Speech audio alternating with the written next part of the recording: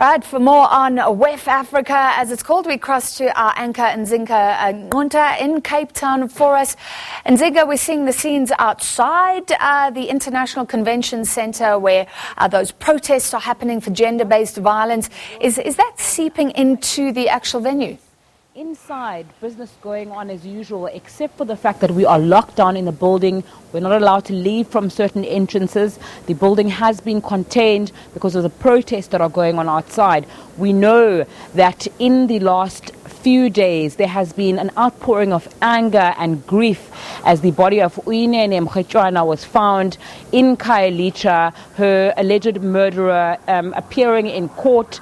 These women outside demanding to speak to President Cyril Ramaphosa, who we hear is not even at the World Economic Forum yet. He attended a briefing earlier on where he addressed the issue of gender-based violence in South Africa, of femicide in South Africa, and the culture and women dying at the hands of men. So it remains to be seen whether President Cyril Ramaphosa has arrived and whether he will address the protesters outside, who for now are calm but standing together. The crowd seems to be swelling over time.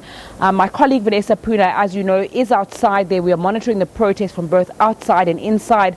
As I said, Francis, business carrying on as usual inside here when we're looking at the fourth industrial revolution, the futures and shared growth. I'm now joined by the CEO of PwC, Shirley Machaba, who's going to speak to us a little bit about this report that was issued this morning. Talk to us about what that report says about the climate of doing business. Thank you for having me. The report is overall about the economic growth, the whole issue of embracing technology, and the skills gap that we have in terms of implementing different kinds of technologies. When it comes to the growth, the report says, compared to the global CEOs, Africa CEOs, South Africa included, they are very confident in the growth prospects in their businesses, whether long-term or short-term. However, they are also conscious about threats, which are really risks. And if I can articulate those risks, it's around the policy uncertainty, availability of skills, unemployment rate, social stability, as well as inadequate infrastructure. The list just goes on. However, as I said, they are very confident. They believe that they can grow their business internally through organic or upskilling or reskilling their labor force, introducing new products, and also making sure that they form alliances with other, smaller startup business. When it comes to technology, as I said, there's a shortage of skill. So how do they make sure that those skills are there? Because they believe that technology is very important to their business. It will change the way they do business. They are very uncertain around whether that technology is providing them value in terms of facilitating decision making. You talk about reliability of data, data cleanup, and again, it's because we don't necessarily have skills. So the second option for them is to embrace artificial intelligence, machine learning. Do they have plans really to implement all this? They don't necessarily have. They are taking the approach of wait and see. But they believe that government can come in and help create a platform where they can embrace technology effectively. Talk to us about the methodology of the study and also whether you determined the attitude that they have towards government. I know you've spoken a little bit about it, and how, if they work a lot, the private sector works a lot in government with addressing the challenges that they've raised. Yes, of course.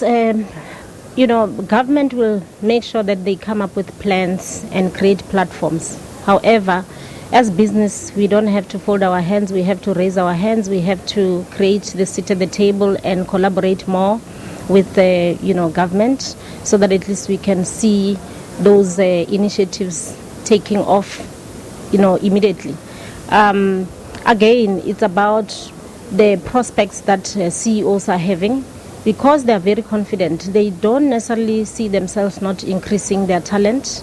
As I said, they can go to universities and get, the younger generation come in and they're upskilled. But internally, they also seeing themselves appointing a lot of the labor force. because they believe that one day, at some point, the economy will grow.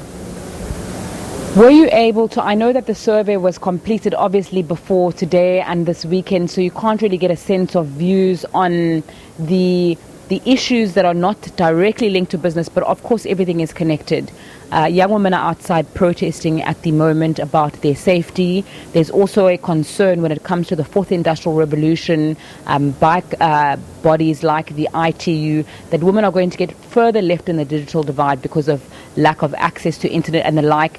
Do you get a sense when it comes to those CEOs, what they feel about issues like that, or is that away from the mandate of the survey? It's not necessarily away from the mandate of the survey. I think you asked the question before as to what was the methodology. It was online, interviews face-to-face, and also just completing the survey. However, coming back to your point, inclusive growth is really the key for this survey, in the sense that if we are saying we need to be seen to be collaborating with government, you will agree with me that last week there was a release of the inclusive growth plan. So those are the kinds of collaborations we need to be involved in. From PwC side, I can tell you that the purpose of our organization is to build trust in society by solving important problems. And what are those important problems? The unrest you are seeing is important problems. And how do we make sure that, we don't necessarily see all this happening? It's around, again, collaborating and making sure that we get involved in those government plans that are not necessarily taking off with speed, because we have the capabilities, we have the resources to help government. What are you hoping as PwC to get from attending the World Economic Forum meetings, and what's your contribution to that? My takeaway from the World Economic Forum, as you know, this is Africa-wide.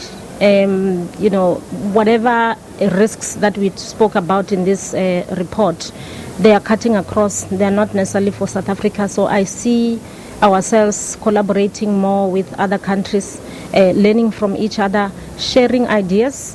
When it comes to the data I was talking to you about, the challenge CEOs are seeing is not sharing information. So there's a lot more sharing here that is I'm anticipating is gonna happen. And back to the issues that we have in the country, which are really socio-economic and political, we can really sit around the table and discuss and share ideas and come up with, tangible plans. This morning I was comforted by hearing, the president talking about each and every plan that is really touching on the issues on the ground. And those are the kind of initiatives that business needs to get involved in. Shirley Mashaba, CEO of PwC in South Africa, thanks so much for your time on SABC News this afternoon. For now, it's back to you in studio as we continue to monitor not only what's happening in the plenary sessions inside the World Economic Forum meetings, but also the protests outside, and trying to make sure that we bring you the voices of not only civil society, politicians and business people who are inside, but South Africans who are protesting and Africans from the rest of our continent who are protesting outside.